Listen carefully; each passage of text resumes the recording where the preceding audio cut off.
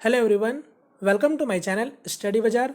तो फ्रेंड्स, आज हम लोग सॉल्व करेंगे आरआरबी एनटीपीसी के प्रीवियस पेपर को सॉल्व करेंगे। तो आज हम लोग सॉल्व करने जा रहे हैं 22 अप्रैल के पेपर को, जो कि फर्स्ट शिफ्ट में पूछा गया था। और इस शिफ्ट के भी पेपर अब तक हम लोगों ने एक भी सॉल्व नहीं किया था। तो आज हम लोग 22 अप्रैल के पेपर को सॉल्व करेंगे। और ये मेरा एनटीपीसी का सेट नंबर होगा 17। इससे पहले हम लोगों ने 1 से लेकर 16 सेट तक आपको ऑलरेडी कंप्लीट कर लिया। आज हम लोग 17 नंबर सेट को सॉल्व करेंगे। और मेरे ख्याल से 2 या फिर 3 सेट आपका बचा होगा, उसके बाद ये भी आपका सीरीज़ पूरा खत्म हो जाएगा। ठीक है, तो यहाँ पर जितने भी लोग चैनल से नए जुड़ रहे हैं या फिर आप मेरा ये वीडियो फर्स्ट टाइम देख रहे हो, तो आप लोग एक बार जाकर प्लेलिस्ट चेक कर लेना। प्लेलिस्ट में आपको सारा वीडियो मिल जाएगा जितना भी मैं आपको प्रीवियस पेपर का सॉल्यूशन कराया हूँ, चाहे एनटीपीसी की बात करो या ग्रुप डी या फिर आरआरबी एएलपी टेक्नीशियन या फिर आरआरबी जेई, सारा प्रीवियस पेपर का सॉल्यूशन मिल जाएगा। साथ में आपको एसएससी के एग्जाम के भी प्रीवियस पेपर का सॉल्यूशन मिल जाएगा। ठीक है, तो चलिए आज का सेशन को मैं यहाँ पर स्टार्ट करता हूँ बिना किसी टाइम वेस्ट के। तो ये रहा आपका आज का पहला क्वेश्चन। अब आप लोग फटाफट आंसर देते चलिए। अगर मैं इस सेट में बात करूँ तो टोटल आपका 34 से 35 क्वेश्चन अभी हम लोग सॉल्व करने वाले हैं। ठीक है, तो यहाँ पर आप अप्रॉक्स लगा सकते हो। मैं मान के चल रहा हूँ कि ये सेशन आपका 50 मिनट या 55 मिनट या फिर 1 घंटे तक का हो सकता है, क्योंकि यहाँ पर कुछ लोगों का मुझे मैसेजेस मिलते हैं जिसमें आप लोग बोलते हो कि मैं ज़्यादा समय ले लेता हूँ। तो देखो, मैं ज़्यादा समय नहीं लेता हूँ। वैसे भी कुछ लोग होते हैं जो बोलते हैं कि मैं बहुत जल्दी समझाता हूँ, तो ये चीज़ मैं थोड़ा मान सकता हूँ, क्योंकि वो चीज़ मैं ऑलरेडी कभी पहले समझा चुका हूँ, तो इसलिए मैं उसको थोड़ा सा जल्दी समझाता हूँ। मगर अगर बात करोगे तो मैं ज़्यादा समय लेता हूँ, तो ज़्यादा समय मैं नहीं लेता हूँ। मेरे नंबर ऑफ क्वेश्चन भी ज़्यादा होते हैं आपके। ठीक है, तो ऐसा कुछ बात नहीं है। आप भी समझ सकते हो, अगर मैं 34 से 35 क्वेश्चन सॉल्व कराऊंगा, पर क्वेश्चन को अगर मैं 1-1 मिनट भी देता हूँ, तो वैसे ही 35 मिनट आपके हो जाएंगे। तो फिर मुझे आप लोगों को समझाना भी तो पड़ता है ना। तो आप समझ सकते हो, इन सब छोटे चीज़ों को आप समझो, थोड़ा बात को समझो। ठीक है, चलिए पहला क्वेश्चन आपके सामने है। और वैसे भी मैं वीडियो को रिकॉर्ड करके देता हूं ताकि आप लोगों का समय बचे। आप लोग अपने हिसाब से वीडियो को पॉज फॉरवर्ड करके, आपका सिस्टम होता है, आप वहां से देख सकते हो चीज़ों को। जल्दी आपके हाथ पे होता है, फिर उसके बाद आप जैसा चाहो वैसा सॉल्व करो। ठीक है, चलो पहला क्वेश्चन आपके सामने है। क्योंकि अभी के समय में टाइम आपका इंपॉर्टेंट है, मैं नहीं चाहता हूं कि आप लोगों का एक भी समय, आपका एक भी सेकंड आपका बर्बाद जाए। ठीक है, आप बर्बाद अपने से करते हो तो आपकी मर्जी है, बट मेरे कारण से मैं आपका नहीं चाहता हूं कि मेरे कारण से आपका एक भी समय आपका वेस्ट हो। चलिए पहला क्वेश्चन क्या बोल रहा है। राकेश चक्रवृद्धि ब्याज की 5% वार्षिक दर पर 2 वर्ष के लिए सावधि जमा योजना में 10,000 रुपये का निवेश करता है। उसे सावधि जमा की परिपक्वता पर कितनी धनराशि मिलेगी। चलो, यहाँ पर बोल रहा है कि राकेश चक्रवृद्धि ब्याज दर से मतलब दे रहा है 5% का रेट से पैसा दे रहा है, 2 साल के लिए पैसा आपका लगा रहा है कहीं पास। ठीक है, 10,000 रुपये का अमाउंट है। तो आपसे पूछ रहा है कि 2 साल बाद उसको कितना रुपए मिलेगा, ये आपसे क्वेश्चन में पूछा है। तो आप जानते हो, अगर 5% का रेट ऑफ इंटरेस्ट से पैसा लगेगा तो 2 साल के लिए टोटल रेट ऑफ इंटरेस्ट कितना होगा, 10.25% होगा। बोलो, ये तो आपको पता होगा।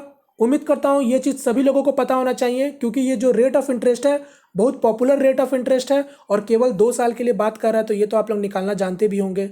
ठीक है, तो अब आपका ये क्या हो जाएगा, 2 साल में टोटल रेट ऑफ इंटरेस्ट लगेगा 10.25, और प्रिंसिपल कितना था, 10,000 रुपये था। तो आपका 100% प्रिंसिपल हो जाएगा, प्लस इंटरेस्ट कितना हो जाएगा 10.25, यानी आपको टोटल निकालना है 110.25% का वैल्यू निकालना है। अब आपको क्वेश्चन में 100% का वैल्यू दे रखा है कितना, 10,000 रुपये। तो आपको निकालना कितना, 110.25%, यानी आंसर क्या हो जाएगा, ऑप्शन नंबर डी। क्लियर, तो करेक्ट आंसर हो जाएगा ऑप्शन नंबर डी। अब ये ऐसा रेट है कि आप उसको देख के आंसर बता सकते थे। ठीक है, चलो नेक्स्ट क्वेश्चन कर बढ़ते हैं। फिलहाल नेक्स्ट क्वेश्चन ये रहा, इसको ट्राई करो। यहाँ पर क्वेश्चन क्या है मैं हल्का पढ़ देता हूँ, क्योंकि आप देख सकते हो ये आपका ऑफिशियल क्वेश्चन पेपर है। तो यहाँ पर जिसके जिसके मतलब ये जिसके भी द्वारा ये पीडीएफ बनाया गया था, तो उसने अपना ये हॉलमार्क अपना लगा रखा है।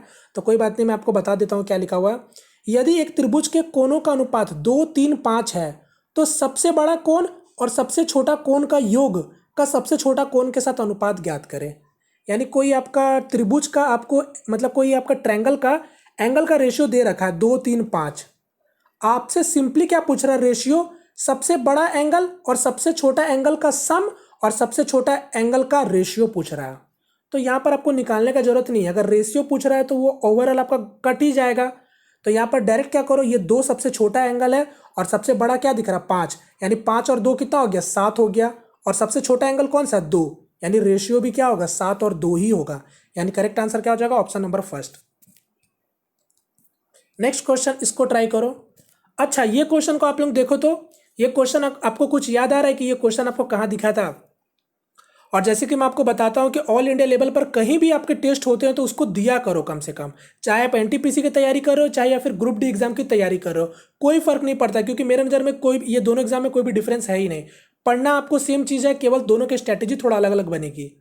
तो ये क्वेश्चन अगर आपको याद हो तो ये क्वेश्चन आपके अभी रिसेंट में जो वाईफाई स्टडी के जो टेस्ट हुए थे, वीकली जो टेस्ट होते हैं, उसमें आपका एक क्वेश्चन आपसे ये पूछा गया था, अगर आपको याद हो तो। चूँकि मैं बहुत सारे क्वेश्चन मैं प्रीवियस पेपर काफ़ी देख चुका हूँ और मैं यही चीज़ आप लोगों को भी समझाता हूँ कि सारा खेल प्रीवियस पेपर का ही होता है, मगर जो लोग नहीं समझ पाते ये चीज़ को तो वो आज भी चारों देश का मतलब चारों ब्रह्मांड या फिर जितने भी ब्रह्मांड का भ्रमण करते रह जाते इधर से उधर। ठीक है, चलो ये क्वेश्चन को आप लोग ट्राई करो। क्या बोला है? सपना और अनुभा की आयु का गुणनफल 150 है। यदि अनुभा की 4 गुनी आयु सपना की आयु से 10 वर्ष अधिक है तो सपना की आयु ज्ञात कीजिए। यानी नॉर्मली क्या बोला है, सपना और अनुभा का प्रोडक्ट एज में दे रखा है 150, यानी एस फॉर सपना और ए फॉर अनुभा, इन दोनों का दे रखा है 150। फिर क्या बोला है, यदि अनुभा की 4 गुनी आयु, अनुभा की 4 गुनी आयु यानी 4 टाइम्स ए हो गया, सपना की आयु से 10 वर्ष अधिक है, यानी अगर मैं इसमें से 10 साल अगर घटा दूं तब जाके सपना का आयु के बराबर होगा। तो ये चीज़ को मैंने इक्वल कर लिया। बात समझ रहे हो? या तो सपना में 10 साल जोड़ दो तो जाके बराबर हो जाएगा, या फिर अनुभा के 4 साल में 10 साल घटा दो तब जाके उनका एज बराबर होगा। बात समझ गए? ये बन गया इक्वेशन। अब आप देख लो, आपसे क्या पूछा था? सपना का एज पूछा है, तो सपना का एज पूछा है तो अनुभा का एज को इक्वल कर लो, यानी यहाँ पर ए किसके बराबर हो जाएगा? 150/s हो जाएगा। यहाँ पर अगर आपको निकालना है अनुभा का एज, तो अनुभा का एज यहाँ पर क्या हो जाएगा? s + 10/4 हो जाएगा। ये हो गया अनुभा का एज और यहाँ पर हो गया अनुभा का एज। अब दोनों को इक्वल कर लो, दोनों को इक्वल करोगे तो क्या हो जाएगा? मैं यहाँ पर डायरेक्ट कर रहा हूँ तो ये आपका क्वाड्रेटिक इक्वेशन बन जाएगा। यानी मैं क्या लिख सकता हूँ यहाँ पर डायरेक्ट से, s² + 10s और यहाँ पर आपका माइनस इधर आ जाएगा तो ये 600 हो जाएगा इक्वल टू 0। अब बताओ ये बन गया क्वाड्रेटिक इक्वेशन। अब बताओ इसको सॉल्व करने में ज़्यादा समय लगेगा? नहीं समय लगेगा। ये 600 है, ध्यान से देखो यहाँ पर s का वैल्यू क्या आएगा? 2 ठो वैल्यू आएगा, एक आपका 30 आएगा और एक आपका 20 आएगा, क्योंकि 30 गुना 20 600 हो गया। चूंकि आप ध्यान देना यहाँ +10 है तो ये नेगेटिव में वैल्यू चल जाएगा, ये आपका पॉजिटिव में वैल्यू चल जाएगा, यानी s का एज क्या होगा? पॉजिटिव में 20, यानी करेक्ट आंसर क्या हो जाएगा? Option number first. बोलो क्लियर है? ये मैंने पूरा बेसिक आपको बता दिया कि ये कैसे होगा, वरना आप विद इन सेकेंड सिर्फ ऑप्शन को देख के कर सकते थे। बात समझ गए? तो करेक्ट आंसर हो जाएगा मेरा ऑप्शन नंबर फर्स्ट, क्योंकि मेरा सपना का एज क्या आ गया? 20 आ गया, तो इसका मतलब आप समझ गए अनुभा का एज क्या होगा? 7.5 होगा। ठीक है, यही तो था, दोनों का प्रोडक्ट 150। ठीक है, चलिए ये देखो, ये क्वेश्चन है जो मैं आपको बता रहा था, ये वाईफाई स्टडी का क्वेश्चन है, तो आप लोग देख भी सकते हो, मैं ऐसे नहीं बोल रहा था। ये क्वेश्चन इत्तेफाक से जो मैं ये सेट करा रहा हूँ तो इसमें मिल गया, तो मैंने सोचा आपको दिखा देता हूँ।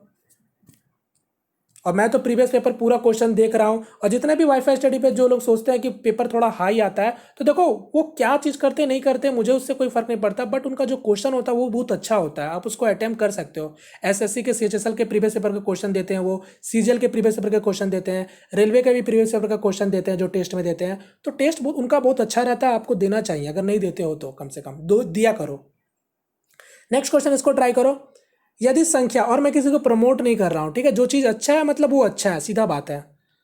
क्या बोला नेक्स्ट क्वेश्चन? यदि कोई संख्या 70 से विभाजित है तो x - y का वैल्यू बताओ क्या होगा।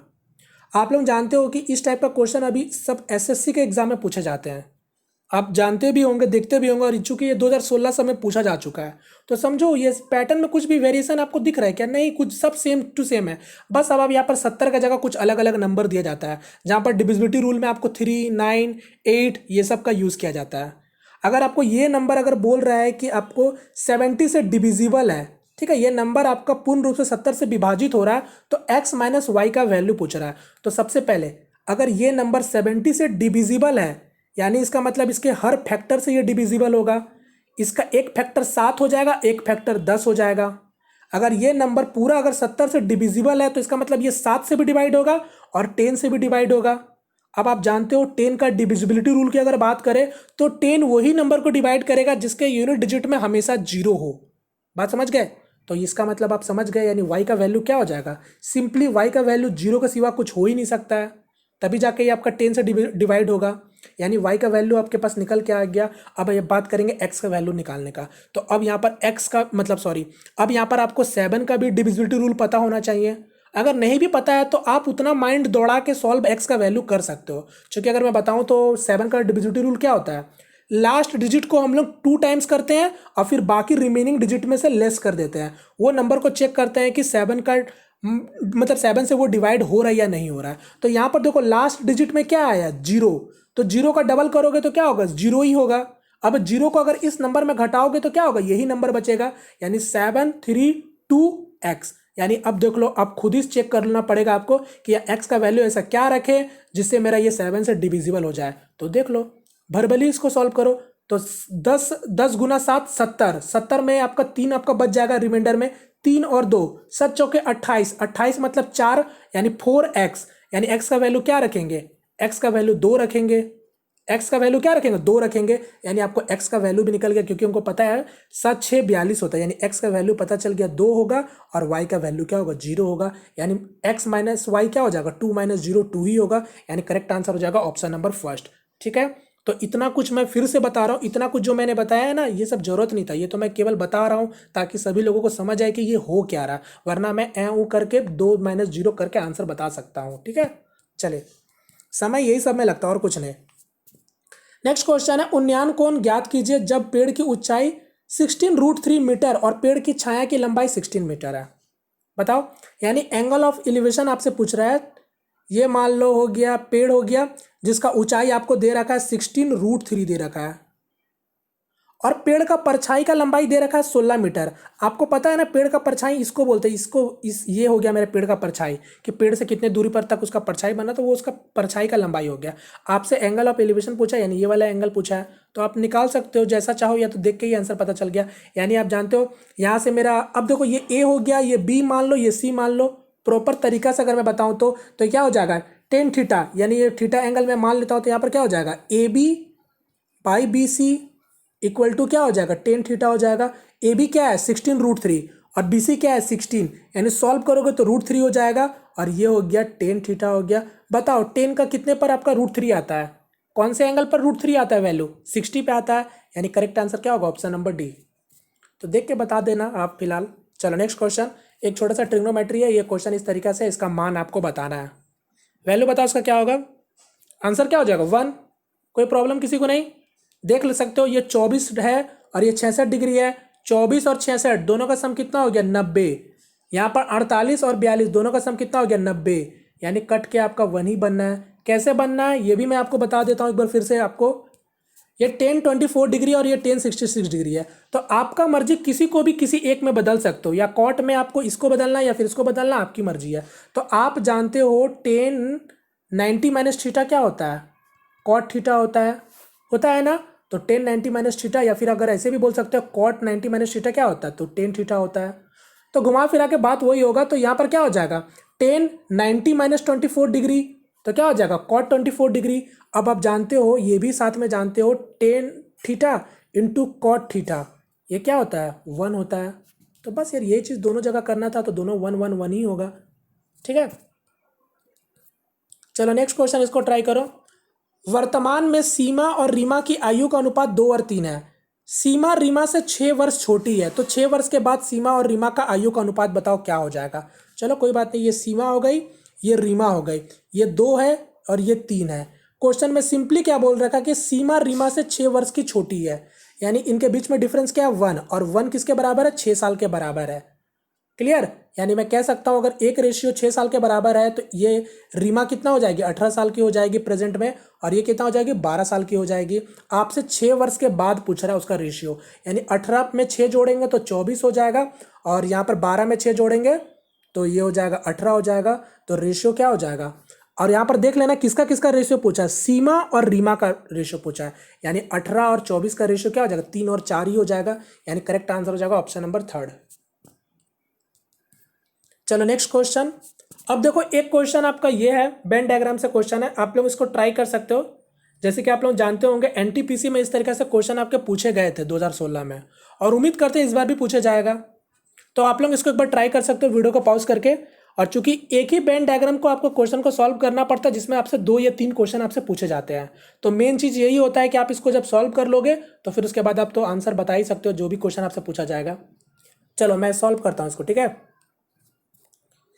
क्या बोला है आपका, निम्नलिखित जानकारियों पर विचार करें और इस पर आधारित प्रश्नों का उत्तर दें। चलो, 100 प्रकृतिवादियों के एक समूह में से 15 केवल तितलियां देखना चाहते हैं, 30 केवल पंछी देखना चाहते हैं, 10 मधुमक्खी और तितलियां दोनों देखना चाहते हैं, 20 पंछी और मधुमक्खियां दोनों देखना चाहते हैं, 5 मधुमक्खी और चमगादड़ दोनों देखना चाहते हैं, तथा बाकी बचे लोग केवल चमगादड़ देखना चाहते हैं।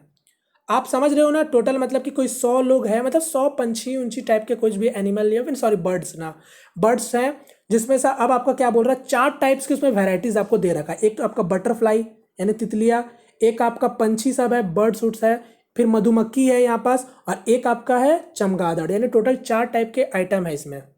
चलो मैं बैंड डायग्राम बनाता हूँ नॉर्मली, ठीक है। तो मैं 4 टाइप का कैटेगरी बना लेता हूँ। अब ये चीज़ जिसके हिसाब से मैं उसी तरीका से कर रहा हूँ, क्योंकि जहाँ जहाँ, ठीक है।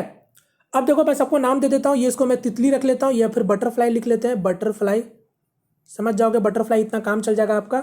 मधुमक्खी मतलब बी लिख लेता हूँ, और एक आपका पंछी है तो मतलब बर्ड्स लिख लेता हूँ। बस समझना आना, समझ में केवल आना चाहिए, ये सब करना नहीं, डायरेक्ट आप अपना समझ के लिए आप जैसा भी सॉल्व कर सकते हो।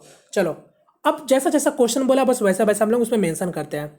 टोटल आपके 100 प्राकृतिकवादियों के एक समूह में से, ठीक है, मतलब जो 100 लोग हैं वो लोग देखना पसंद कर रहे हैं किसी को भी, 15 केवल केवल तितलियां देखना चाहते हैं, यानी 15 की संख्या तितलियों की है जो आपके केवल तितलियां देखना पसंद करते हैं। फिर क्या बोला, 30 केवल पंछी देखना चाहते हैं, यानी आपका 30 लोग केवल की बात कर रहा है तो इसलिए मैं मेंशन कर दे रहा हूं। 10 लोग मधुमक्खी और तितलियां दोनों देखना चाहते हैं, ठीक है, नॉर्मली बोल दिया गया 10 लोग मधुमक्खी और तितलियां ये दोनों देखना चाहते हैं, तो यानी यहां पर क्या हो जाएगा, मधुमक्खी और तितली, यानी इस जगह में मैं लिख सकता हूं मधुमक्खी और तितली, ये 10 इस जगह पे आ जाएगा कॉमन में इसके। एक सेकेंड इसको थोड़ा सा, ठीक है, 10 आपको दिख रहा है यहां से। अब क्या बोला था फिर आगे, 20 पंछी और मधुमक्खियां दोनों देखना चाहते हैं, तो पंछी और मधुमक्खी यानी यहां पर मैं लिख सकता हूं जो कॉमन है।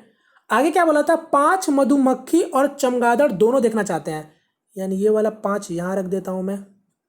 क्लियर। अब क्या बोला था, तथा बाकी बचे लोग केवल चमगादड़ देखना चाहते हैं, यानी अब जितने भी बचे लोग हैं वो चमगादड़ देखना पसंद करेंगे। तो टोटल मेरा पहले कितना हो गया, टोटल जोड़ लो पहले, 30 यहाँ हो गया, अब 15 5 20 यहाँ हो गया, यानी 50 हो गया, 50 और 20 70, 70 10 80, और टोटल कितने लोग थे, 100 लोग थे, यानी बचे कितने लोग, 20 लोग। अब ये 20 लोग बचे केवल क्या देख रहे हैं, चमगादड़ देख रहे हैं, तो ये हो गया बैट, खत्म, ये मेरा बन गया बैंड डायग्राम। अब क्वेश्चन सॉल्व करो। अब इसमें 3 4 क्वेश्चन, जितना भी क्वेश्चन हो फर्क नहीं पड़ता। अब मैं क्वेश्चन देखो, पहले यहाँ पर एक क्वेश्चन मैंने यहाँ पर ले भी रखा है, केवल चमगादड़ देखने वाले मतलब केवल चमगादड़ देखना चाहने वाले प्राकृतिकवादियों की संख्या क्या है। तो बताओ केवल चमगादड़ देखने वाले कितने लोग हैं जो केवल आपका चमगादड़ देख रहे हैं, तो आप आंसर क्या बोलोगे, 20 बोलोगे। ठीक है, मैं अब ऑप्शन दिखाता हूँ, इसको मैं हटाता हूँ यहाँ से, ठीक है। देखो अब मैं इसको यहाँ ले आता हूँ, क्या था आपका क्वेश्चन, देख लो, केवल चमगादड़ देखना चाहने वाले प्राकृतिकवादियों की संख्या क्या है। तो बताओ यहाँ पर कितने लोग हो जाएंगे, बताओ टोटल यहाँ पास कितने लोग हो जाएंगे बताओ मुझे। तो चमगादड़ देखने वाले यानी 20 लोग हो जाएंगे, यानी करेक्ट आंसर क्या हो जाएगा, ऑप्शन नंबर बी हो जाएगा यहाँ पास। ठीक है, चमगादड़ की केवल बात की गई थी तो 20 हो जाएंगे। अब उसी तरीका से फिर अगर मैं नेक्स्ट क्वेश्चन देखता हूँ, यहाँ पर क्या है आपका, कितने प्राकृतिकवादी 4 प्रजातियों में से कम 2 को देखना चाहते हैं। ठीक है, कम से कम 2 को देखना चाहते हैं, यानी कम से कम 2 देखना चाहते हैं, तो देख लो 2 या फिर ज़्यादा भी। तो 2 को देखने की अगर बात करोगे तो देखो ये 10 लोग यहाँ हो गए, 20 लोग यहाँ हो गए और 5 लोग यहाँ हो गए, यानी टोटल कितने हो गए, 20 और 10 30 हो गए, 30 और 5 35 हो गए। यानी इस बैंड डायग्राम में आपके कम से कम 2 ही वालों की दिख रही थी आपको, तो 2 ही लोगों को मैंने मतलब यहाँ पर कम से कम दिख रहा है आपको, तो टोटल कितना हो जाएगा, 20 और 10 30 और 5 35, यानी इसका करेक्ट आंसर क्या हो जाएगा, 35 हो जाएगा, यानी इसका आंसर हो जाएगा डी और इसका आंसर हो जाएगा 20। क्लियर। चलिए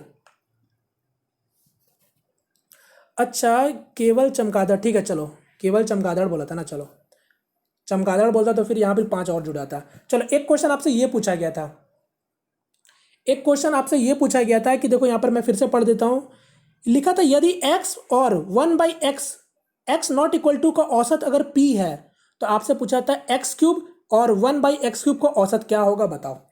यानी आपको मैं लिख देता हूँ x प्लस 1/x का औसत आपको दे रखा है p, ये एवरेज दे रखा है, ठीक है, ध्यान दीजिएगा, ये एवरेज दे रखा है 2 नंबर का। आपसे पूछा था x³ प्लस 1/x³ का औसत आपसे पूछा, औसत। क्वेश्चन बहुत अच्छा लगा मुझे ये वाला क्वेश्चन, क्योंकि क्वेश्चन को केवल एक फेज और बढ़ा दिया गया क्वेश्चन में, और कुछ नहीं किया गया। बताओ इसका आंसर क्या होगा। देखो औसत बोल के क्वेश्चन में केवल आपको कंफ्यूज किया जा रहा है। अगर मैं इसको हटाता हूं तो यहां पर अगर औसत, आप लोग जानते हो औसत मतलब एवरेज, एवरेज मतलब क्या होता है, sum of number divided by total of number, यही होता है ना। तो मैं अगर इसको हटा के अगर मैं लिखता हूं तो यानी अगर ये दोनों नंबर का औसत अगर मेरा p है तो मैं क्या लिखूंगा, x plus 1/x divided by 2, यही औसत आपको p दे रखा था। अगर ये 2 को मैं अगर यहाँ भेज दूँ तो यहाँ पर आज आपका 2 आ जाएगा। बात समझ गए।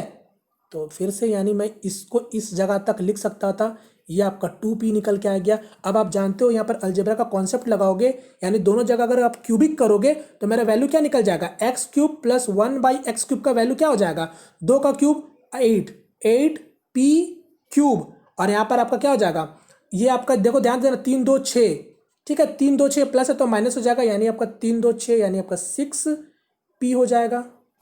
बोलो यहाँ तक किसी को कोई प्रॉब्लम है, नहीं प्रॉब्लम है, उम्मीद करता हूँ ये तक तो आप, ये यहाँ तक सभी लोग पहुँच जाएंगे। मगर आपसे क्या पूछा था, इन दोनों का औसत पूछा था, ध्यान दीजिएगा, इन दोनों का औसत पूछा था। यानी अगर आप बात करेंगे, यानी अब इसका भी औसत निकालो, इसका औसत निकालेंगे तो यानी सम ऑफ नंबर हो गया। अब औसत 2 नंबर है तो 2 से डिवाइड करेंगे कि नहीं करेंगे, क्योंकि टोटल 2 ही नंबर है ना, तो 2 से डिवाइड करेंगे तो इसका मतलब आप यहाँ पर 2 कॉमन लोगे तो ये क्या हो जाएगा, 4p³ हो जाएगा, और यहाँ पर क्या हो जाएगा 3p हो जाएगा, और 2 से ये आपका इस तरीके से कैंसिल हो जाएगा कि नहीं हो जाएगा। यानी आंसर क्या हो जाएगा, ऑप्शन नंबर फर्स्ट। ठीक है, तो मैंने आपको स्टेप बाय स्टेप पूरा दिखा दिया। चलो हटाओ नेक्स्ट क्वेश्चन, इसको जल्दी सॉल्व करो। ये आपको दे रखा है, आपसे पूछा x माइनस 1/x² का मान ज्ञात करें। जल्दी से बताओ इसका आंसर क्या होगा, जल्दी से बताओ इसका आंसर क्या होगा। आंसर क्या होगा, देखो यहाँ पर 5x² माइनस 6x माइनस 5 दे रखा है। अगर मैं इसको थोड़ा सा, अगर इसको थोड़ा सा अरेंज करना चाहूँ तो यहाँ पर मैं क्या कर सकता हूँ, यहाँ पर हम लोग पहले कुछ नहीं करेंगे, यहाँ पर हम लोग ना x से डिवाइड करते हैं, ठीक है, x से डिवाइड करते हैं तो क्या हो जाएगा 5x हो जाएगा, ये आपका -6 हो जाएगा, और ये क्या हो जाएगा -5/x हो जाएगा, इक्वल टू 0 हो गया। अब मैं -6 को वहाँ भेज देता हूँ और 5 मैं कॉमन ले लेता हूँ, तो ये 5 को जब मैं कॉमन लूँगा तो ये x हो जाएगा, -1/x हो जाएगा, और ये 6 आपका इधर चला जाएगा। बोलो किसी को भी कोई प्रॉब्लम है, नहीं प्रॉब्लम होगा। अब ये 5 को मैं यहाँ ले आ रहा हूँ, बस हो तो गया यार। ये तो इतना देखते साथ क्वेश्चन में पता चलना चाहिए था। आपसे क्या पूछा था, इसका होल स्क्वायर पूछा था, यानी स्क्वायर कर दो, यानी स्क्वायरिंग बोथ साइड, इसका स्क्वायर करोगे तो क्या होगा 36/25। करेक्ट आंसर हो जाएगा ऑप्शन नंबर बी। खत्म। चलो नेक्स्ट क्वेश्चन, एक ये पूछा गया था, एक फल की दुकान में 40 सेब का क्रय मूल्य 30 सेब के विक्रय मूल्य के बराबर है, तो दुकानदार द्वारा अर्जित लाभ प्रतिशत बताओ क्या होगा। जल्दी से बताओ, पेन मत चलाना, ठीक है। इस क्वेश्चन में 40 CP इक्वल टू 30 SP के बराबर है। प्रॉफिट कितना हो रहा है 1/3, 1/3 मतलब 33.3%। करेक्ट आंसर क्या हो जाएगा, ऑप्शन नंबर बी। यही ना दे रखा है कि 40 CP आपका 30 SP के बराबर है, तो यहाँ से CP और SP का रेशियो क्या निकल के आ जाएगा 30/40, यानी 0 से 0 कैंसिल करोगे तो मतलब एक सेब का कीमत अगर 3 है तो उसको बेचा जा रहा है 4 रुपये में बेचा जा रहा है। तो प्रॉफिट कितने का हो रहा है, एक का प्रॉफिट हो रहा है। काउंट किससे करोगे, क्रय मूल्य से ही काउंट करोगे ना प्रॉफिट, तो 33.33 आ रहा है कि नहीं।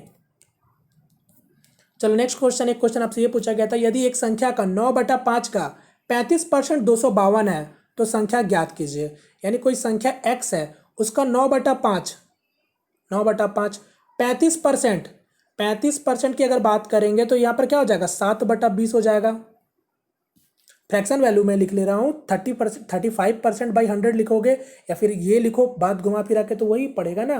फिर ये आपको दे रखा है 252, तो x का वैल्यू बताना है केवल। तो ये क्या हो गया 20 और 5 क्या हो गया 100 हो गया, यानी ये 100 का तो कोई काम ही नहीं है। यहाँ पर क्या है 9 और 7, 7 से पहले काट लो 7 या 21, 4 और 6 36, 9 से काट लो 4 बार में, और ये 100 वहाँ चला जाएगा, तो एक्स का वैल्यू क्या होगा 400। चलो नेक्स्ट क्वेश्चन। यहाँ पर बोला है कि एक दवा पर्यवेक्षक 0.05% दवाओं को दोषपूर्ण दवाओं के रूप में खारिज कर देता है, तो 4 दवाओं की खारिज करने के लिए कितनी दवाओं का जांच की जाएगी। मतलब क्या बोल रहा है कि कोई है आपका जो दवाई जो मतलब आपका चेक करते हैं, मतलब कोई मेडिसिन में चेक कर रहा है, तो उसमें क्या बोला है कि 0.05% दवाओं को दोषपूर्ण दवाओं के रूप में खारिज कर दिया गया, मतलब उसको डिसमिस कर दिया। जीरो मतलब 0.05% जो दवा था वो बेकार था, या फिर जो भी था उसमें कुछ भी प्रॉब्लम आने या फिर फॉल्ट आने के कारण इसको डिसमिस कर दिया गया इतना परसेंट दवाओं को। अब आपको ये भी बोल दिया है कि 4 दवाओं को खारिज करने के लिए, यानी आपको इसी का वैल्यू दे रखा है कि 0.05% 4 दवाओं के बराबर है। तो वही बोल रहा है कि 4 दवाओं को खारिज करने के लिए कितनी दवाओं की जांच की जाएगी। क्वेश्चन को बहुत अच्छे तरीके से घुमाया गया। आपसे पूछ रहा है कि अगर ये 4 दवा अगर खारिज किया गया है तो बताओ टोटल कितना चेक किया गया था। यानी आप समझ गए, अगर 100% अगर मेरा दवा चेक हुआ है जिसमें से आपका 0.05% दवा खारिज हो गया है, अब यही किसके बराबर है 4 के बराबर है, तो 100% का वैल्यू निकाल लो, सीधी सी बात है। अब 100% का वैल्यू निकालेंगे कैसे, तो यहाँ पर अगर मैं केवल अगर मैं यहाँ पर नहीं, ठीक है 100% निकालना, ठीक है 0.05% का वैल्यू 4 है, तो मैं 10 से गुना क्यों करूँगा, मैं 20 से गुना करता हूँ पहले यहाँ पास, तो यहाँ भी मुझे 20 से गुना करना पड़ेगा कि नहीं करना पड़ेगा, तो ये क्या बन गया 80 बन गया। यहाँ पर क्या हो गया, यहाँ पर मेरा हो जाएगा क्या 1 हो गया, अब जाके 1% हुआ, 1% का वैल्यू 80 हुआ, तो फिर से अगर मैं और यहाँ पर अगर 100 से गुना कर दूँ तो यहाँ भी मुझे 100 से गुना करना पड़ेगा, तो ये क्या बन गया अब 100% बन गया, और ये क्या बन गया 8000 बन गया, खत्म। डायरेक्ट कर सकते थे आप यहाँ पर 2000 से गुना, घुमा फिरा के वही बात पड़ता है। चलो नेक्स्ट क्वेश्चन इसको ट्राई करो। रितेश, गौरव और जुगनू 2, 5, 7 के अनुपात में निवेश करते हैं, उनके निवेश की वापसी के प्रतिशत का अनुपात 5-3-2 है। यदि गौरव रितेश से 150 रुपये के अधिक कमाता है तो कुल आय ज्ञात करें। यानी कोई 3 लोग हैं जो कि इन्वेस्टमेंट कर रहे हैं, एक आपका रितेश है, एक आपका गौरव है, एक आपका जुगनू है, तो जे फॉर जुगनू। इन्वेस्टमेंट का रेशियो दे रखा है 2, 5 और 7 दे रखा है। साथ में क्वेश्चन में क्या बोला गया कि उनके निवेश की वापसी का प्रतिशत का अनुपात 5 और 3 और 2 है। यानी वो लोग जो आपका पैसे जितने समय के लिए इन्वेस्टमेंट कर रहे हैं उनका ही रेशियो दे रखा है, 5, 3 और 2 के रेशियो में दे रखा है। यानी आप समझ सकते हो, यानी ये लोग पैसा इन्वेस्टमेंट कर रहे हैं इस रेशियो में, और कितने समय के लिए इन्वेस्टमेंट कर रहे हैं, तो 5, 3, 2 के रेशियो में इन्वेस्टमेंट आपका उतना समय के लिए पैसा इन्वेस्टमेंट कर रहा है। तो अब आपको क्या बोल रहा है, यदि गौरव रितेश से 150 रुपया ज़्यादा कमाता है फायदा, तो कुल आय ज्ञात कीजिए। तो आप जानते हो जो भी आदमी अगर जो भी बिजनेस करता है तो जितने समय के लिए वो आपका बिजनेस करता है और जितना अमाउंट वो लगाता है तो उसी प्रोपोर्शनल में उसको प्रॉफिट भी बढ़ते हैं उसके बीच में, वही कॉन्सेप्ट है सीधा सीधा। तो यहाँ पर अगर आप देखोगे तो यहाँ पर क्या हो जाएगा 5, 2, 10, 5, 3, 15, 7, 2, 14, यानी इसी अनुपात में उन लोगों के बीच में पैसे बटेंगे। अब आपसे क्वेश्चन में ही बोल रखा था कि गौरव रितेश से 150 रुपये अधिक कमाता है, तो ये देखो जी फॉर गौरव कितना कमा रहा है 15 कमा रहा है, और यहाँ पर आपका रितेश कितना कमा रहा है 10 कमा रहा है, यानी इनके बीच में डिफरेंस कितना दिख रहा है 5 का डिफरेंस दिख रहा है, और यही 5 का वैल्यू 150 आपको दे रखा है, यानी एक का वैल्यू क्या हो गया 30 हो गया। टोटल आय पूछा था, यानी टोटल का कर दो, यानी 15, 25, 25 और 29 और 39, यानी 39 गुना 3 कर दो, बात खत्म हो गया। यहाँ पर क्या हो जाएगा 9 3 27, 2 9 2 11, यानी 117 जीरो, यानी करेक्ट आंसर क्या हो जाएगा ऑप्शन नंबर फर्स्ट। क्लियर। चलो नेक्स्ट क्वेश्चन इसको ट्राई करो। 1500 रुपए की राशि का साधारण ब्याज पर मिश्र धन 2 वर्ष में 1800 रुपए हो जाता है। यदि ब्याज का दर में 5% की वृद्धि की जाए तो मिश्र धन कितना हो जाएगा। चलो अब देखो 1500 रुपये का कोई राशि था, यानी 1500 रुपये का कोई प्रिंसिपल अमाउंट था, साधारण ब्याज के दर से 2 साल में 1800 रुपये हो जा रहा, यानी देखो प्रिंसिपल अगर 1500 रुपये है और आपका अमाउंट हो जा रहा है 1800 रुपये, वो भी सिर्फ 2 साल में, यानी टोटल कितना इंटरेस्ट मिला 300 रुपये इंटरेस्ट मिला। यानी अगर मैं 1 साल में अगर मैं बात करूँ तो कितना रुपये इंटरेस्ट मिला होगा 150 रुपये इंटरेस्ट मिला होगा। चूंकि हम लोग जानते हैं साधारण ब्याज में क्या होता है, हर साल प्रिंसिपल पर ही इंटरेस्ट लगता है, ठीक है। तो 1 साल का ब्याज आपका जो रुपया होगा वो 150 रुपया होगा। तो इस 150 रुपये आप निकाल सकते हो कि इस 150 रुपये, ये 150 रुपये जो दिख रहा है ये प्रिंसिपल का कितना परसेंट है। देखो ना, ये 150 रुपये 1500 का कितना परसेंट है, तो 10% है। करने का जरूरत ही नहीं है, ये देख के ही आप नॉर्मली बता सकते हो कि 150 कितना है, 10% है। अब क्या बोल रहा क्वेश्चन में, यदि ब्याज का दर में 5% का वृद्धि कर दी जाए। अब यानी ये 10% ना होके 5% बढ़कर 15% अगर हो जाए तो मिश्र धन बताओ क्या होगा। यानी अब 15% का अगर रेट ऑफ इंटरेस्ट लगेगा तो 2 साल के लिए कितना लगेगा, 30% लगेगा। और मेरा प्रिंसिपल क्या था, आपका 1500 रुपया था। यानी आपसे क्या पूछा है, 130% का वैल्यू पूछा है। 130% का वैल्यू पूछा, तो मैं इसको हटाता हूं फिलहाल। 100% का वैल्यू आपको पता है 1500 रुपये, आपको निकालना क्या है 130% का वैल्यू। तो इसे सॉल्व कर लो ना, 15 3 45, यहाँ पर क्या हो जाएगा 15 3 45, 5 4 और मतलब 45 हो गया, 15 2 15, 15 4 19, यानी 1950 अमाउंट हो जाएगा। तो करेक्ट आंसर क्या हो जाएगा, ऑप्शन नंबर 3। ठीक है, चलो नेक्स्ट क्वेश्चन। एक क्वेश्चन आपसे ये पूछा गया था, इसको आप लोग ट्राई करो और बताओ इसका आंसर क्या होगा यहाँ पास। और मैं बता चुका हूँ, देखो मतलब स्टैटिस्टिक जो मतलब स्टैटिक जो आपका मैथ का एक मतलब जो चैप्टर है स्टैटिस्टिक, वहाँ से आपके क्वेश्चन एनटीपीसी में भर भर के पूछे गए थे प्रीवियस पेपर में। अगर आप देखोगे ना, मैक्सिमम शिफ्ट में आपको स्टैटिस्टिक चैप्टर से क्वेश्चन पूछा हुआ मिलेगा ही, मतलब मिलेगा। ठीक है, तो चलो यहाँ पर बोला यदि जनसंख्या का मानक विचलन 11 है तो जनसंख्या का प्रसारण क्या होगा। यानी आपको क्या दे रखा है, स्टैंडर्ड डिविएशन दे रखा है 11, स्टैंडर्ड डिवीजन दे रखा है 11, आपसे वेरिएंस पूछ रहा है। ठीक है, वेरिएंस, प्रसारण मतलब वेरिएंस। तो रिलेशन हम लोग जानते हैं, एस डी इक्वल टू क्या होता है, अंडर रूट वेरिएंस, वेरिएंस। तो यहाँ पर आप जानते हो आपसे क्या पूछ रहा है, यहाँ पर जनसंख्या का प्रसारण पूछ रहा है। यानी ये 11 हो गया और ये मेरा हो गया वेरिएंस। तो दोनों जगह मैं अगर स्क्वायर कर दूं तो 11 का स्क्वायर क्या हो जाएगा, 121 हो जाएगा, और ये मेरा वेरिएंस हो जाएगा जो कि प्रसारण। तो v इक्वल टू क्या हो जाएगा, 121, यानी करेक्ट आंसर क्या हो जाएगा, ऑप्शन नंबर बी। चलो नेक्स्ट क्वेश्चन, इसको ट्राई करो। यहां पर क्या बोला, 2 कंटेनरों का अम्ल और पानी का क्रमश 3 और 1 तथा 5 और 3 के अनुपात में है, मिश्रित है। एक नया मिश्रण प्राप्त करने के लिए जिसमें अम्ल और पानी का अनुपात 2 और 1 हो, तो दोनों प्रकार का मिश्रण को किस अनुपात में मिलाया जाना चाहिए, बताओ। और अगर आपको क्वेश्चन अगर आपको अच्छे से तरीके से अगर नहीं दिख रहा हो या फिर थोड़ा छोटा दिख रहा हो, तो मैं आप लोगों को इतना ही रिक्वेस्ट करूंगा कि आप लोग हो सके तो अपना मोबाइल के स्क्रीन को फुल स्क्रीन कर लेना। ठीक है, आपको पूरा क्लियर दिखेगा, क्योंकि मैं आपको बता चुका हूँ ये सब ऑफिशियल क्वेश्चन ही मैं आपको डायरेक्ट से दिखा रहा हूँ। तो यहाँ पर क्या बोला, 2 कंटेनर में अम्ल और पानी आपको रेशियो दे रखा है। ठीक है, 2 कंटेनर समझो, ये आपको दे रखा है 3 और 1 के अनुपात में है इसमें, और इसमें 5 और 3 के अनुपात में है। एक नया मिश्रण प्राप्त करने के लिए जिसमें अम्ल और पानी का अनुपात 2 और 1 हो, 2 और 1 हो, तो आपसे केवल इतना ही पूछना चाह रहे हैं कि इन दोनों को किस अनुपात में मिलाया जाना चाहिए, ये आपका क्वेश्चन है। समझ गए, इन 2 कंटेनर को किस अनुपात में मिलाए जिससे मेरा नया मिक्सचर में 2 और 1 के अनुपात में मेरा अम्ल और पानी होना चाहिए, ये आपका क्वेश्चन है।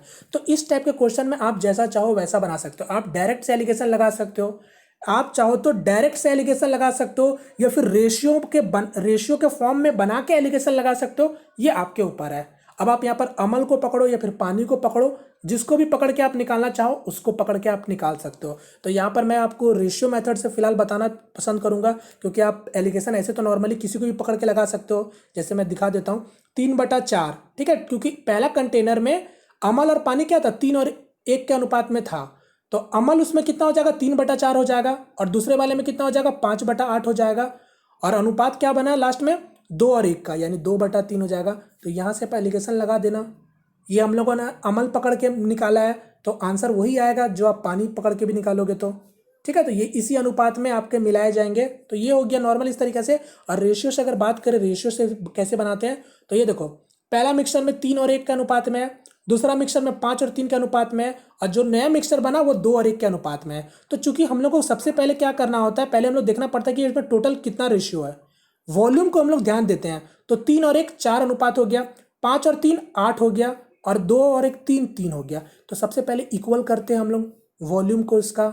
ठीक है, अगर कभी कभी क्वेश्चन में आपको कंटेनर का साइज भी मेंशन कर दिया जाता है कि किस किस अनुपात में मतलब वो कंटेनर है, तो फिर वहां पर उसको मल्टीप्लाई केवल करना होता है और कुछ नहीं करना होता है। स्टेप ऐसे ही चलता है आपका। तो देखो, 8 4 3 यानी 24 चौके 96, यानी आपका एलसीएम क्या हो जाएगा? 96 हो जाएगा। अगर ये 96 हो जाएगा तो इसका मतलब ये क्या हो जाएगा? 4 मतलब 24, 96 मतलब ये 12 8 96, और यहाँ पर 3 मतलब ये आपका 32। अब आप गुना कर लो, यानी 24 3 72 और 24 एकम 24। ये चीज़ को मैंने केवल इक्वल वॉल्यूम के फॉर्म में इसको सराय मतलब अरेंज किया, ठीक है। तो इसको मैं यहाँ से हटा देता हूँ। कैसे इसको करूँ, जगह की बहुत किल्लत है, सॉरी।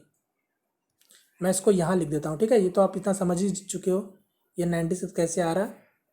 फिर यहाँ पर इसमें भी आप जैसा देखो, जैसा बनाओ, इसमें एलिगेशन लगाने में कोई तकलीफ नहीं होगा, रेशियो में एलसीएम निकालने का जरूरत नहीं होगा। तो 24 3 72, ठीक है। अब नया बन रहा है 24 और एकम 24 हो गया।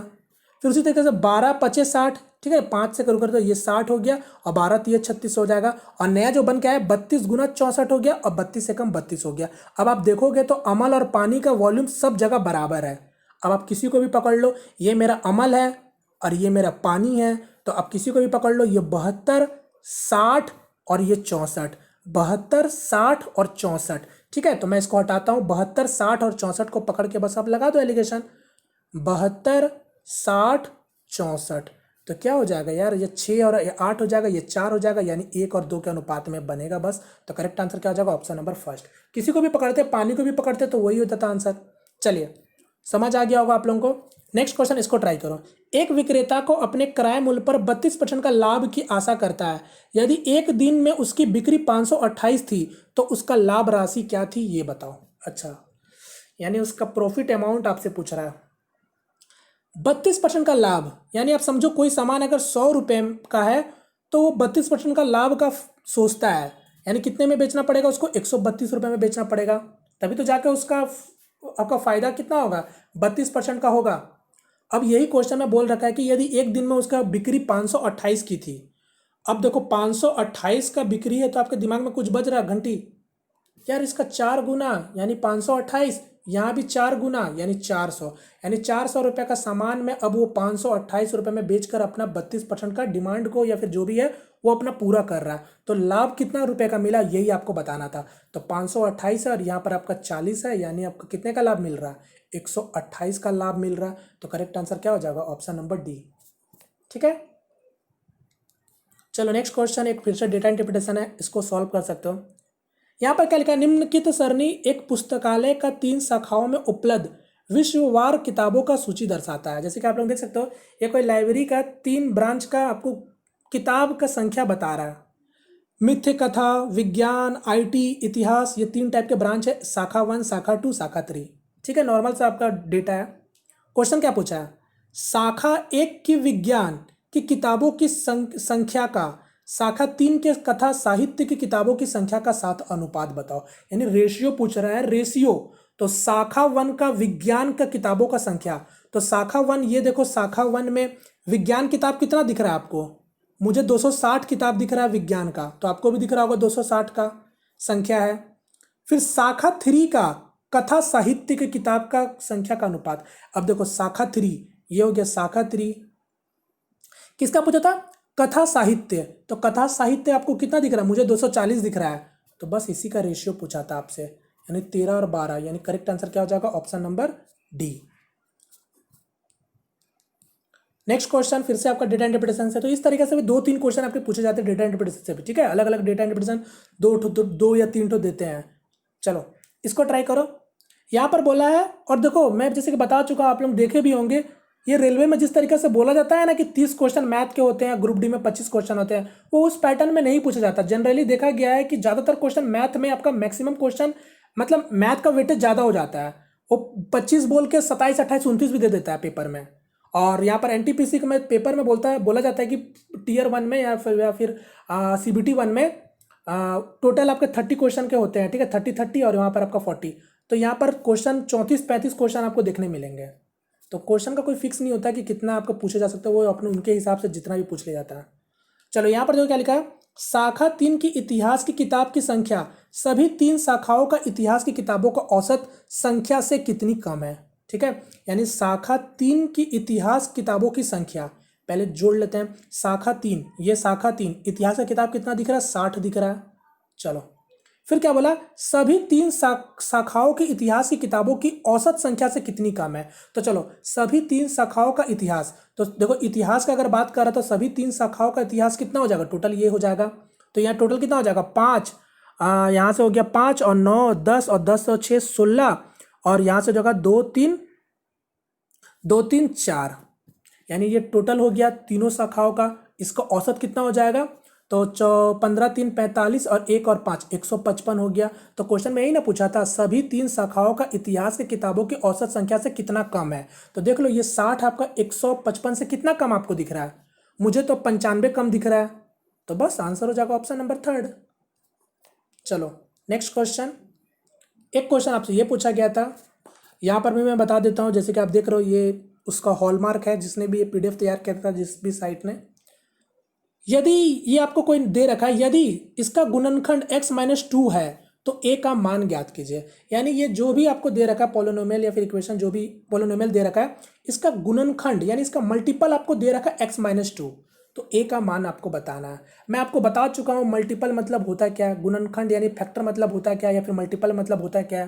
तो अगर देखो ये अगर इसका गुणनखंड है तो ये नंबर इसको डिवाइड जरूर करेगा पूरा अच्छा तरीके से, और जब ये नंबर इसको अगर डिवाइड करेगा तो इसका मतलब x-2 इक्वल टू 0, यानी ये वैल्यू इसमें सेटिस्फाई भी जरूर करेगा। यानी x इक्वल टू 2 आप पुट कर दो, बात खत्म हो जाएगा।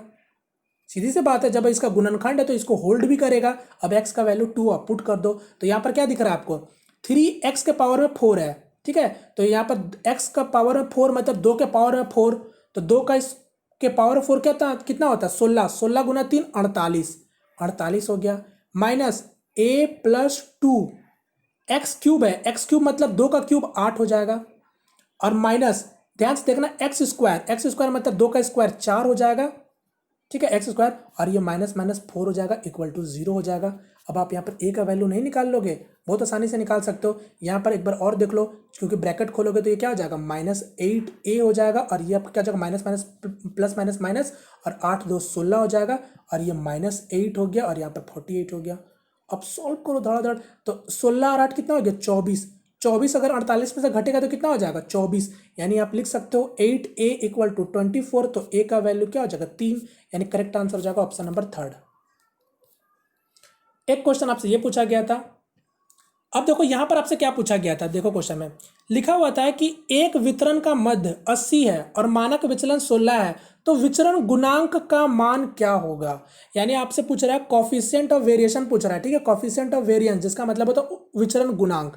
और चूंकि आपको मध्य दे रखा है यानी मीन आपको दे रखा है 80, स्टैंडर्ड डिवीजन दे रखा है आपको 16, आपसे सिंपली पूछा है सी भी, ठीक है, जो जिसको बोलते हैं हम लोग कॉफिशिएंट ऑफ वेरिएशन। तो इसका भी फॉर्मूला होता है, मैंने आपको पूरा पढ़ा रखा है स्टैटिस्टिक में, एक बार आप लोग देख लेना। स्टैटिस्टिक में जिस भी तरीके से क्वेश्चन पूछे गए थे मैंने आपको हर एक क्वेश्चन इस टाइप का दिखा दिया था। तो कॉफी सीवी होता क्या है, सीवी इक्वल टू क्या होता है SD बाई मीन इंटू 100 होता है, यही होता है ना फॉर्मूला। तो बस पुट करो, SD कितना दे रखा था आपका 16, यानी 16/80, और यहाँ पर 100 हो जाएगा परसेंट। तो 16 से काटोगे कितना बार है 5, 16 5 80, 5 से काटोगे 20, यानी 20% हो जाएगा, यानी करेक्ट आंसर हो जाएगा ऑप्शन नंबर बी। चलिए खत्म हो गया अभी।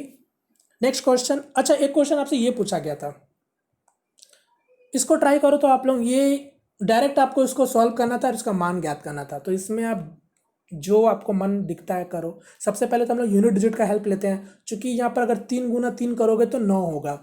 यूनिट डिजिट में 9 आपका आंसर होना चाहिए, मगर आप देखोगे तो ये आंसर पहले कट गया, केवल 2 ही अब आंसर बच गया ऊपर।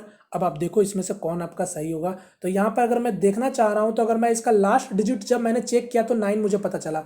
अगर मैं यहाँ पर इसका 2 डिजिट भी निकालूँ, दोनों का अगर मैं 2 डिजिट भी निकालूंगा तो भी यहाँ पर आपको 4949 दिख रहा है। 3 डिजिट तक भी आपका सेम है, 4 डिजिट तक भी आपका सेम है, यानी ये 5 डिजिट आपको पता चलेगा, आपको बताएगा कि कौन सा आपका सही और गलत है। तो यानी इसका मतलब है सीधा सीधा है कि आपको यहाँ पर कोई दाल गलने वाला नहीं है, आपको डायरेक्ट आप सॉल्व करना है। अब यहाँ पर सॉल्व करना है तो अब आप जितना जल्दी सॉल्व कर सकते हो ये आपके ऊपर है। फिलहाल अगर मैं यहाँ पर देखता हूँ तो आपको 4 टाइम्स मल्टीप्लाई नहीं करना है, क्योंकि 4 डिजिट का नंबर है तो 4 टाइम्स मल्टीप्लाई मत करो। अगर मैं यहाँ पर नंबर अगर इसको ब्रेक करने में अगर मैं आता हूँ तो देखो किस तरीका से कर रहा हूँ, मैं स्टेप बाय स्टेप लिख रहा हूँ, वैसे ही समझ के करना है। बच्चों की तरह वैसे मत करना 1093 इतना से किस तरीके से मत करना, ठीक है। चलो देखो यहाँ पर क्योंकि वैल्यू यहाँ पर लिखना है, ये भी चीज़ अब मैं देख रहा हूँ इसलिए मैं बता रहा हूँ। यहाँ पर देखोगे ये 1093 है, आप इसको मल्टीप्लाई इस तरीक़े से कर सकते हो कि नहीं, 1000 प्लस 93, इससे इसको इससे मल्टीप्लाई करना तो आप इसको ओरल मल्टीप्लाई कर सकते हो। अब इससे मल्टीप्लाई करने में आपको तकलीफ होगा। अब इससे भी अगर आपको मल्टीप्लाई जैसे कि मैं इसको लिख के दिखाता हूँ, 1093 और 3 टाइम्स 0 लगा दो, प्लस इस नंबर को जब 93 से मल्टीप्लाई करेंगे तो 93 से मल्टीप्लाई मत करो, क्या करो 100 माइनस 7 कर दो। इसके जगह पे क्या कर दो 100 माइनस 7 कर दो, तो ये क्या बन जाएगा मेरा 100 माइनस 7, मतलब इसको अब इससे मल्टीप्लाई करो। अब आप जानते हो अगर 1093 को 100 से मल्टीप्लाई करना है तो भी मेरे को बहुत आसान नंबर मिल गया आपको। यहाँ पर क्या हो जाएगा 1093 मतलब 1093 हो जाएगा। बोलो किसी को भी कोई प्रॉब्लम है, यानी 0 0 3 9 3 12 9 1 10 और 1 और 2, क्लियर। अब अगर आप यहाँ पर थोड़ा सा अगर आप निहार लोगे, आपको सॉल्व नहीं करना है।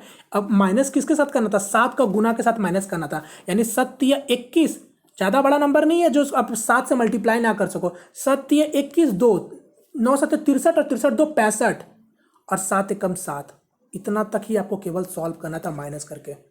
ये तो मैंने स्टेप आपको इस तरीके से बताया कि ये चीज़ तो आप डायरेक्ट दो ठो को डायरेक्ट प्लस करते हुए लिखते ना, फिर माइनस कर लेते। अब आपको सॉल्व करने का कौन बोल रहा है, यहाँ पर देखो ना, ये लास्ट में क्या दिख रहा है 14 दिख रहा है, यहाँ पर 11 दिख रहा है, यहाँ पर मेरा क्या है 12 है, तो लेस होके क्या होगा कैरी लेके 11 ही बनेगा नंबर। करेक्ट आंसर क्या हो जाएगा, ऑप्शन नंबर ए हो जाएगा। ठीक है, चलो हटाता हूँ मैं। नेक्स्ट क्वेश्चन, एक क्वेश्चन आपसे ये पूछा गया था, यहाँ पर क्या है इसको मैं बताता हूँ। इसमें भी क्या लिखा था, रूपल और सानू का एक व्यवसाय में भागीदारी है। ठीक है, रूपल 15,000 रुपये में 15,000 रुपये 4 महीने के लिए तथा सानू 10,000 रुपये 3 महीने के लिए निवेश करता है, तो 90,000 रुपये के कुल लाभ में रूपल का हिस्सेदारी ज्ञात कीजिए। ये पार्टनरशिप का क्वेश्चन है, तो ये हो गया रूपल और ये हो गया आपका क्या नाम था एक बंदे का, सानू। ठीक है, कुमार सानू जो भी है। तो रूपल 15,000 रुपये इन्वेस्ट कर रहा है। आपको मैं बता चुका हूँ कि देखो कैलकुलेशन को इजी बनाना है, तो आप देख रहे हो सारा कुछ आपका हज़ार में है, तो 1000 में से आपका 3 0 अगर आप ख़त्म भी कर देते हो तो कोई तकलीफ वाली बात नहीं है। तो मैं 15 ले लेता हूँ, 15 और इसका ले लेता हूँ 10। चूंकि आपको बोल रखा था रूपल 4 महीने के लिए पैसे इन्वेस्टमेंट कर रहा है और सानू आपका 3 महीने के लिए इन्वेस्टमेंट कर रहा है, यानी डायरेक्ट साहब आपको बोल रखा है, यानी जो प्रॉफिट भी बटेंगे इसी रेशियो में बटेंगे, यानी ये हो गया 30, ये हो गया 60। अगर आप रेशियो निकालोगे तो ये 0 0 भी कैंसिल हो गया, 3 से काटोगे अब यहाँ भी कट जाएगा, यहाँ भी कट जाएगा, यानी रूपल और जो सानू पैसा लेगा वो 2 और 1 के अनुपात में पैसे उन लोगों के बीच में बटेंगे। तो 90,000 रुपये का टोटल बट रहे पैसे, तो 2 और 1 कितना हो गया 3, 3 मतलब 90,000, 1 का मतलब 30,000, आपसे रूपल का पूछा था मतलब 60,000, यानी करेक्ट आंसर हो जाएगा ऑप्शन नंबर डी। चलिए नेक्स्ट क्वेश्चन, इसके बाद और भी क्वेश्चन है क्या, हाँ क्योंकि क्वेश्चन मैं होमवर्क दूंगा। चलो अभी और भी क्वेश्चन है, चलो यही था ना। यहाँ पर क्या बोला, पी और क्यू 12 दिन में, क्यू और आर 15 दिन में, आर और पी 20 दिन में एक काम को पूरा कर सकते हैं, तो वे एक साथ मिलकर इस काम को करने में कितना दिन लगाएंगे। जल्दी से बताओ आंसर क्या होगा। बहुत पॉपुलर डाटा है, 12 15 20 देख के पता चल रहा है आंसर क्या हो जाएगा, ऑप्शन नंबर बी। बहुत पॉपुलर डाटा है। अगर मैथ बनाने की बात करूँ तो क्या हो जाएगा 12, क्यू प्लस आर कितना हो जाएगा 15, और यहाँ पर हो जाएगा आर प्लस पी, ये क्या हो गया 20, तो टोटल वर्क 60 मतलब ये 5 काम करेगा मिलके, ये काम मिलके 4 काम करेगा और ये मिलके 3 काम करेगा। अगर आप ध्यान से देखोगे तो P का डबल इफिशियंसी लग रहा है, यहाँ पर भी Q का डबल इफिशियंसी लग रहा है और R का भी डबल बार काम कर रहा है, यानी ये लोग सभी, अगर मैं सभी का काम को जोड़ दूँ तो 5 4 9 और 9 3 12, तो 12 पता चल गया आपको कि ये 12 काम मिल के कर पाएंगे, कब, जब वो डबल क्षमता से काम करेंगे तभी, क्योंकि यहाँ पर अगर आप देखोगे तो 2 टाइम सबका आपको दिख रहा होगा, सीधी सी बात है ना। तो बस अगर आप यहाँ पर देख रहे हो तो देखो तो अच्छा सॉरी माफ़ कीजिएगा, ये तो 12 5 5 10 होगा ना आंसर, 12 कैसे होगा 10 होगा, मैं यहाँ पर मुझे लगा 12 वाला होगा। ठीक है, तो देखो, तो अब देखो यहाँ पर अगर ये लोग मिल के काम करेंगे तो 12 काम कर पाएंगे डबल क्षमता से। अगर मैं बात करूँ, अगर सिंगल इफिशियंसी से काम करेंगे तो कितना काम कर पाएंगे, 6 काम कर पाएंगे, तो टोटल 60 काम करने में कितना समय लगाएंगे, 10 लगाएंगे, तो करेक्ट आंसर हो जाएगा ऑप्शन नंबर फर्स्ट। ठीक है, माफ़ी चाहता हूँ, वो मुझे लगा 12 होगा इसलिए मैंने 12 बताया। ठीक है, कोई बात नहीं। नेक्स्ट क्वेश्चन आपसे, एक क्वेश्चन आपसे ये पूछा गया था, बोला है कि 19 परीक्षणों का मध्य 13 है, 3 और परीक्षणों का शामिल किया गया है और नया मध्य 13.5 हो जाता है, तो 3 नए परीक्षणों का मध्य बताओ क्या होगा। बताओ, क्वेश्चन आपके हिसाब से ही आप जैसा चाहो वैसा बना सकते हो, बट मैं बताता हूँ नॉर्मली बच्चों की तरह मत बनाया करो। देखो कि कितना घट रहा कितना बढ़ रहा, चीज़ों को समझने का कोशिश करो कि यहाँ पर कितना बढ़ रहा और कितना घट रहा है। बात समझ रहे हो। वो ऐसा तो आप वैसा ये क्वेश्चन को आप बेसिक से बनाओगे तो हर कोई बना लेगा। नॉर्मली चीज़ों को समझने की कोशिश करो कि कितना बढ़ रहा कितना घट रहा, थोड़ा दिमाग को लोड बढ़ाओ अपने दिमाग के ऊपर। देखो 19 परीक्षणों का मध्य 13 दे रखा था। जब 3 इसमें ऐड करते हैं, यानी जब 3 ऐड करते हैं 22 लोग का परीक्षण को, जब फिर क्या बोल रहा है, नया मध्य 13.5 बन जा रहा। समझ रहा मेरी बात को, मैं क्या बोलना चाह रहा हूँ। जब 19 लोग थे तो मध्य आपका 13 हो रहा था। जब हम लोग 3 और ऐड किए, यानी जब 22 हो गया, तब जाके मध्य में कितना का अंतर हो गया, 0.5 का अंतर आपको दिख रहा है। तो 0.5 का जब अंतर दिख रहा है, और आपसे क्या पूछा था, 3 नए परीक्षणों का मध्य बताओ, यानी जो 3 लोग आए हैं उनका मध्य आपसे पूछ रहा है। तो देखो पहले 13 था, बाद में 13.5 हो गया, यानी मैं कह सकता हूँ 0.5 से बढ़ा है सब में। टोटल कितने लोग हैं, 22 लोग हो गए, और 22 लोगों में 0.5 करके बढ़ा है। 22 लोगों के बीच में 0.55 करके बढ़ गया ना, तो नंबर कितना दिख गया यहाँ से आपको, 22 लोगों में अगर 0.5 करके बढ़ रहा है तो टोटल कितना हो गया, 11 होगा। तभी तो जाके उन लोगों के बीच में 0.5 करके बटा होगा, 11 यहाँ से हो गया। और जो नए जो बंदे आए थे वो उसका मध्य के बराबर थे, यानी मध्य से ज़्यादा थे, तभी तो उनका बढ़ गया ना। तो 13 करके तो वो लोग ऑलरेडी थे, यानी 13 गुना 3 कितना हो गया, 39। तो क्या हो गया टोटल, 39 40 50, तो 50 लोगों का ही मतलब अब 50 उन लोगों का सम हो गया, तो उन लोगों का मध्य कितना हो गया, 16.66। यानी करेक्ट आंसर क्या हो जाएगा, ऑप्शन नंबर सेकंड। समझे। इस तरीका से जब बड़ा बड़ा क्वेश्चन आता है ना, तो यहाँ से आप दिमाग लगा के जल्दी सॉल्व कर सकते हो। ये तो छोटा कैलकुलेशन है तो आप जल्दी कर सकते हो। चलो नेक्स्ट क्वेश्चन, इसको ट्राई करो। चलो ये क्वेश्चन मैं आप लोगों को होमवर्क देता हूँ, आप लोग मुझे इसका आंसर कमेंट करके बताना। चलिए नेक्स्ट क्वेश्चन कर बढ़ते, फिलहाल देखते हैं और क्वेश्चन है क्या। चलो एक क्वेश्चन अभी और है यहाँ पास, नहीं पता कितना क्वेश्चन। अच्छा चलो नेक्स्ट क्वेश्चन, इसको देखो। दो संख्याओं का एलसीएम उनके एचसीएफ का 6 गुना है। यदि उनमें से एक संख्या 45 तथा एचसीएफ और एलसीएम का योग 315 है तो दूसरी संख्या ज्ञात कीजिए। जल्दी से बताओ। एलसीएम एचसीएफ का 6 गुना है, तो ये रहा एचसीएफ। अगर एचसीएफ में अगर x मानता हूँ तो एलसीएम क्या हो जाएगा, 6x हो जाएगा। आपको क्वेश्चन में एलसीएम और एचसीएफ का सम दे रखा है, यानी x प्लस 6x भी आपको दे रखा है 315। तो x का वैल्यू यहाँ से मैं निकाल सकता हूँ, 7 चौके 28 और 3 और 5 यानी 45 हो गया x का वैल्यू। यानी आप वो नंबर या फिर आप एचसीएफ बता सकते हो कि एचसीएफ मेरा 45 हो जाएगा, और यहाँ से क्या हो जाएगा 45 2 70 यानी 270 इसका हो जाएगा। क्लियर। अब आपसे क्या बोला था, यदि उनमें से एक संख्या 45 है। अब आप देखो एक संख्या अगर 45 है तो दूसरी संख्या बताओ मुझे क्या होगा। तो आप देख सकते हो अगर ये एचसीएफ मेरा 45 है तो मेरा नंबर भी क्या रहा होगा, 45 इंटू 1 और 45 इंटू 6। सीधी सी बात है। तो नंबर मेरा एक 45 जब मुझे दिख गया तो दूसरा नंबर क्या होगा, 270 ही होगा ना। तो करेक्ट आंसर क्या हो जाएगा, ऑप्शन नंबर थर्ड। क्लियर। चलो नेक्स्ट क्वेश्चन। या फिर आप ऐसे भी जानते हो दो नंबर का प्रोडक्ट उसके एलसीएम इंटू एचसीएफ के बराबर होता है, तो घुमा फिरा के जैसे भी करोगे 270 ही आना है, क्योंकि 45 गुना 270 इक्वल टू 45, 45 कट जाएगा तो 270 ही बचेगा ना। चलो नेक्स्ट क्वेश्चन, इसको ट्राई करो। 30 व्यक्तियों द्वारा 8 दिन में एक काम का 1/3 हिस्सा पूरा किया जा सकता है। अगले 10 दिन में बाकी काम खत्म करने के लिए कितने और अधिक व्यक्तियों को आवश्यकता होगी। ठीक है, तो देखो 30 व्यक्ति द्वारा 8 दिनों में एक काम का 1/3 हिस्सा, तो M1D1 वाला कॉन्सेप्ट का यूज करते हैं हम लोग यहाँ पास।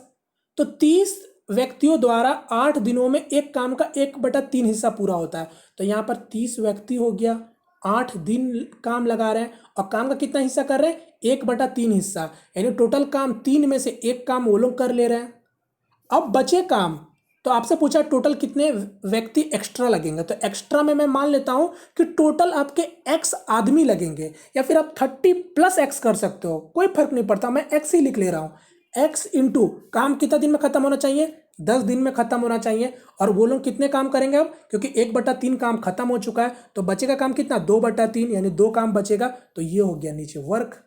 क्लियर। अब सॉल्व करो, 2 से काटोगे 5 बार में कट जाएगा, 5 से काटोगे आप 6 बार में कट जाएगा, यानी 8 6 48, यानी x का वैल्यू क्या आ गया 48, यानी टोटल 48 व्यक्ति आपको चाहिए काम को खत्म करने के लिए। मगर आपसे पूछा था कितने अधिक व्यक्तियों की जरूरत पड़ेगी, यानी 30 व्यक्ति पहले से था, अब आपका 48 हो गया, यानी 18 व्यक्ति आपको और जरूरत पड़ेगी, जिससे आपका काम 10 दिन में खत्म हो जाएगा, यानी correct answer option number second.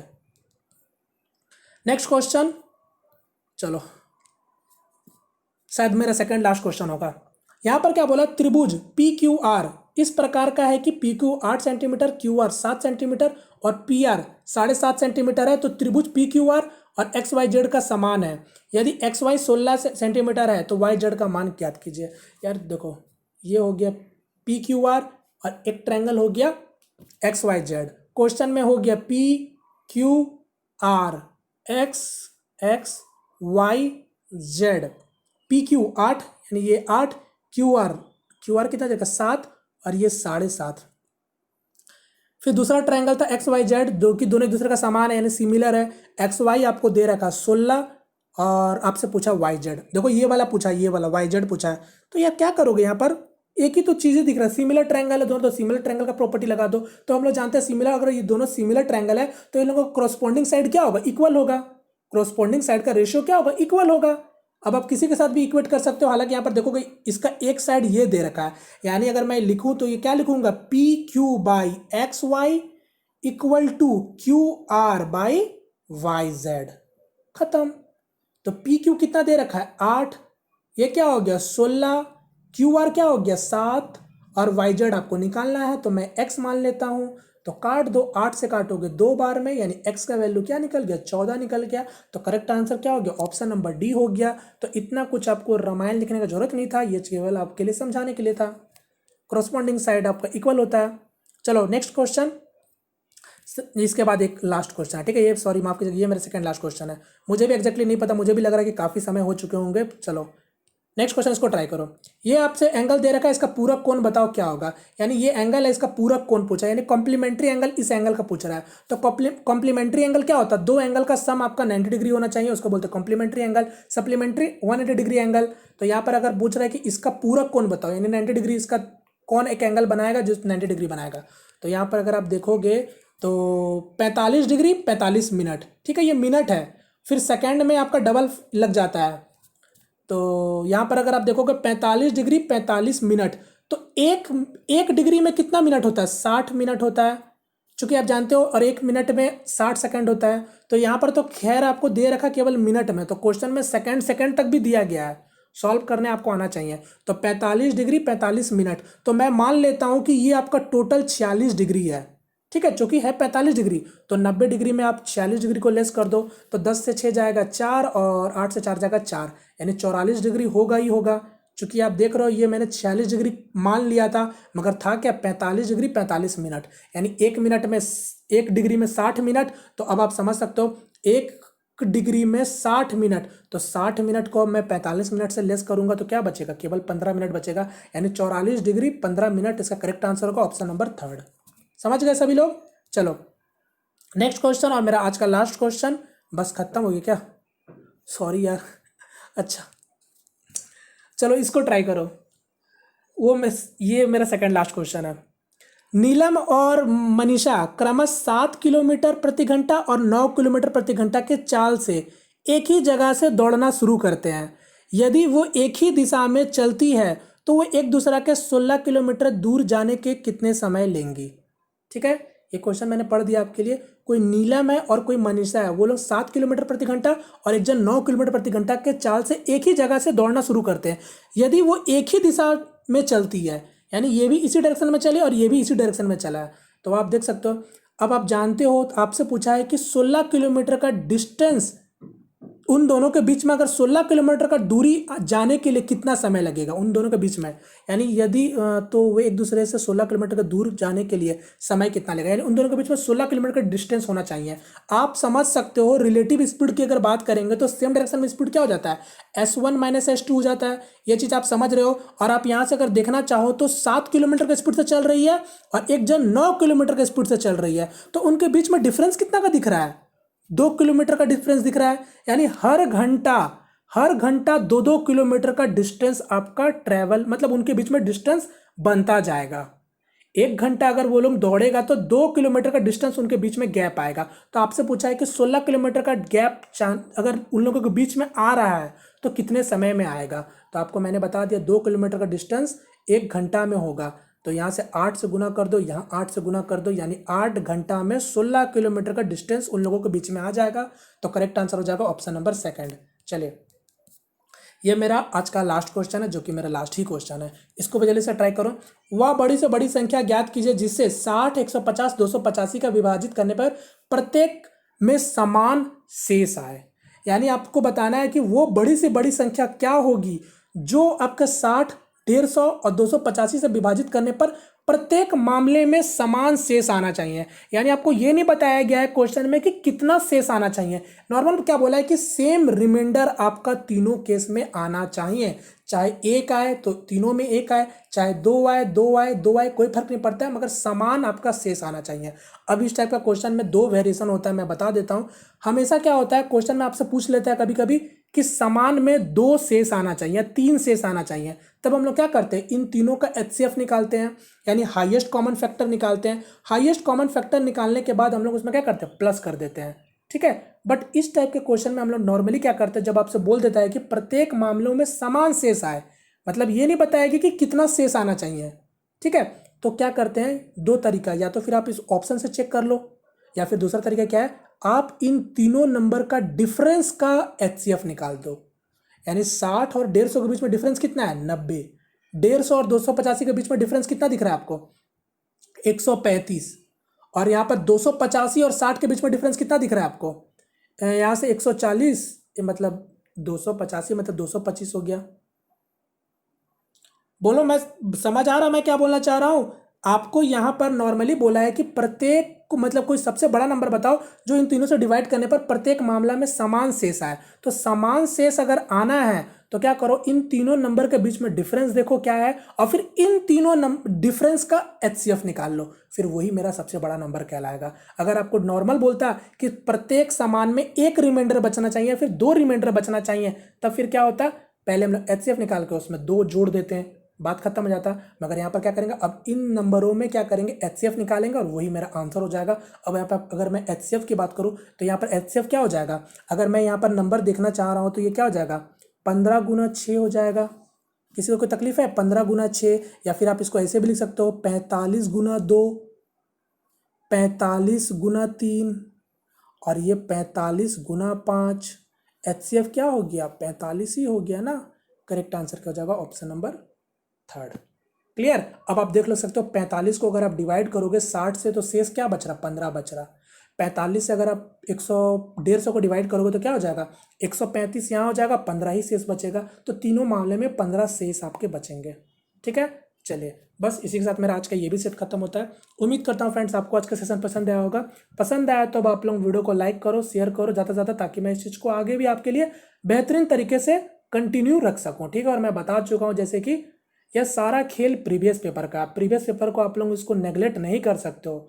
मैं बार बार बोलता हूँ, आप ये सोच के नेगलेक्ट करते हो कि वो प्रीवियस पेपर है उससे क्या होगा, मगर मैं अगर आपको जेन्युइन बताऊँ तो समझना मेरी बात को, जितने भी अगर आप जगह जाओगे ना, सारा चीज़ प्रीवियस पेपर का ही खेल होता है। मैं ये चीज़ को बहुत बेहतरीन तरीके से समझ चुका हूँ। ये चीज़ मैं आपको क्लियरली कैसे बताऊँ कि सारा कुछ प्रीवियस पेपर का ही खेल है।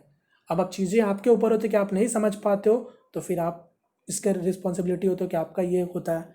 ठीक है, चलिए यहाँ पास मैं वीडियो को वाइंड अप करता हूँ। इसी तरीके से आप लोग प्रैक्टिस करते रहिए जितना हो सके। अभी मैं आने वाले दिनों में फिर से मिक्स क्वेश्चन कराऊंगा यार, ALP, RRB, JEE, अलग अलग एग्जाम के क्वेश्चन पेपर सॉल्व करेंगे तो अलग अलग तरीके से ही कॉन्फिडेंस आपके अंदर आएगा। एक ही एग्जाम का पेपर को सॉल्व करेंगे तो पैटर्न एक ही तरीके से समझ आएगा, मगर आप लोगों को अपने तरफ से प्रैक्टिस ही करना है। ठीक है, क्योंकि आप ऑलरेडी सब कुछ पढ़ चुके हो मेरे हिसाब से। चलिए यहाँ पास मैं वीडियो को वाइंड अप करता हूँ। मिलते हैं फ्रेंड किसी नेक्स्ट वीडियो में, तब तक के लिए जय हिंद, जय भारत,